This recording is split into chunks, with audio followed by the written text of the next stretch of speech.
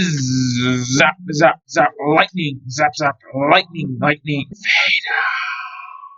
Hello everybody, it's me, the LEGO Dude, and in today's video I will be talking about everything we know about the 2024 LEGO Star Wars set so far. My last video about the 2024 sets was nearly 2 months ago, and since then we've had a ton of new information. Starting off with January, first up we have the 75372 Clone Troopers vs. Droids Battle Pack, which will have 215 pieces and cost $30. This is by far the most hyped set for the first half of 2024 and has the potential to be one of the greatest sets of all time. This set will have a total of 9 minifigures, 2 regular B1 battle droids with no new design changes, 3 B2 super battle droids which are returning to LEGO Star Wars over half a decade away, 3 white plain armored Phase 2 clone troopers, and a Coruscant Guard shock trooper identical to the ones we got in the Coruscant Guard gunship. For a set that costs only $30, this is an absolutely insane minifigure selection, and on top of that it also has an insane amount of stuff in the builds. The builds in this set are a small clone defensive position and a speeder that can fit 2 clones on it, which are both paying homage to the 2006 Clone Trooper Battle Pack, an Octoptalo Magna Tri-Droid which is awesome to be getting, and a staff which is always amazing to get as well. LEGO have basically made this set a modern version of the 2006 Clone and Droid Battle Packs, and based off what we know so far, I think it's going to end up being a spectacular success. This definitely sounds like it'll be one of the best LEGO Star Wars sets of all time, so if you have $30 to spend on a LEGO set, then this definitely sounds like the best option. Next up for January, we have the 75384 4+ Crimson Firehawk, which will have 136 pieces and cost $50. The minifigures included are the droid RJ-83, Nash Durango, and Nubs. The build will be the Crimson Firehawk itself, a speeder bike which can be stored inside the ship, and a small market booth. For $50, I doubt that LEGO will be able to make this set worth its price, even though it's a 4+ set which uses large pieces. Next up, we have a set that was supposed to be releasing in January, but that as of now has been indefinitely delayed, and that is the 75374 Skeleton Crew ship, which was going to have 1,325 pieces and cost $140. Since the Skeleton Crew TV show has been delayed, LEGO won't be releasing this set until at the very least mid-2024, which is the new release date for the Skeleton Crew TV show. The last 2 January sets we have are the 30680 AAT polybag based off the Phantom Menace and the 30685 Unknown polybag. The AAT polybag is exciting for the fact that it means that we're probably going to be getting a full-scale AAT in the summer or fall of 2024, but other than that it's quite insignificant, which also applies to the Unknown polybag. These 2 polybags won't even be sold at LEGO stores, so calling them a part of the January wave is already a stretch. Moving on to the March sets, first up we have the 75375 mini-scale Millennium Falcon, which will have 921 pieces and cost $80. It's going to be quite detailed, but other than that we don't know much about it. Next up we have the 75376 mini-scale Tantive 4, which will have 654 pieces and cost $70. We also don't know much about this set, but I would assume that the low piece count has to do with the engines probably being large pieces. One thing I almost forgot to mention, neither of these mini-scale sets will have minifigures, which is a bit disappointing but understandable since they're both display sets. Next up we have the 75377, which will most likely be based off the Ahsoka TV show, but other than the number we don't know anything about it. Next up is the 75379 buildable R2-D2, which will have 1,050 pieces and cost $100. As far as we know, it's just a normal buildable R2-D2, however, an interesting possibility that somebody in the comments of one of my videos suggested was that it could be mechanized. Having a normal buildable R2-D2 on shelves while the UCS R2-D2 is still available doesn't make much sense, since people willing to buy the buildable R2-D2 will most likely be willing to buy the UCS version as well, but if this new version is mechanized in some way, it would make a lot more sense as to why they're releasing it. Knowing LEGO, it'll probably just end up being a normal buildable R2-D2, but it would be awesome if they went ahead and made it mechanized instead. Next up for March, we have the 75378 Tantive 4 Boarding Party, which will have 502 pieces and cost $55. It'll have 2 Stormtroopers, 2 Rebel Fleet Troopers, and Darth Vader, which is an awesome minifigure selection. We don't know too much about the build itself other than that it'll have a similar structure to last year's Dark Trooper attack. Considering that this is one of, if not the most iconic scenes from the original trilogy, this set has been long overdue, so finally getting it made after so many years is awesome. Next up, releasing on April 2nd, it's not a set, but it does have an as of now unknown minifigure, and that is the 25th anniversary LEGO Star Wars Visual Dictionary, which will cost $25. I wouldn't usually include something like this on the list, but since it has an unknown minifigure, technically it counts as a new LEGO Star Wars thing for 2024. Moving on to the May wave of sets, first up we have the 40686 May 4th promotional set, which as of now is unknown. I'm really hoping that it'll end up being a Dex's Diner with a Dex minifigure, since this is basically the only place Dex's Diner would fit in a wave of sets, but I doubt LEGO will make it anytime soon. Next up are the 40675 and the 40676 Brickheads, which will each cost $10 and are most likely going to be based off the Ahsoka TV show. Next up on the list we have the 75378 Grogu's Escape from the Jedi Temple, which will cost $30 and has an unknown piece count. The build will be a Bark Speeder with sidecar and Grogu's Prime, and the confirmed minifigures are Grogu and Kylo Ren Beck. Next up we have the 75380 Buntai Eve Padre diorama, which will have 718 pieces and cost $70. It'll be a micro build similar to the Death Star Trench Fun diorama, and we'll have miniature versions of Anakin's Pod Racer and Sepulba's Pod Racer. Moving on to the next set on the list, we have the 75381 buildable Droideka, which will cost $60 and has an unknown piece count. Not much is known about it, but it'll most likely have the ability to roll like the 2000 version of the buildable Droideka. The final set we have for May is the 75382 UCS TIE Interceptor, which will cost $240 and has an unknown piece count. Not much is known about it, but I'm hoping it'll be based off the Mandalorian Season 3, so we can get the Moff Gideon minifigure and his Mandalorian style Imperial armor from the end of the season. The final set we know about, which is going to be releasing in 2024, is the UCS Jabba Sail Barge, which will be releasing sometime in late 2024. Other than that, we also have some set numbers for the summer sets, which don't have any information attached to them yet, which are the 75373, the 75383, the 75385, the 75386, 75388, and 75389. Overall, 2024 is sounding like it's going to be a great year for LEGO Star Wars. I don't think it'll be a legendary year, but it's definitely going to be up there as one of the best. Alright everyone, that is everything for today's video. Tell me your thoughts about the 2024 LEGO Star Wars sets in the comment section down below. Which wave are you most excited for? Which 2024 set is your favorite? Overall, do you think 2024 is going to end up being a good year for LEGO Star Wars or a bad year? And one last thing before you leave, please remember to hit the subscribe button, ring the notifications bell, and leave a like on the video. Bye!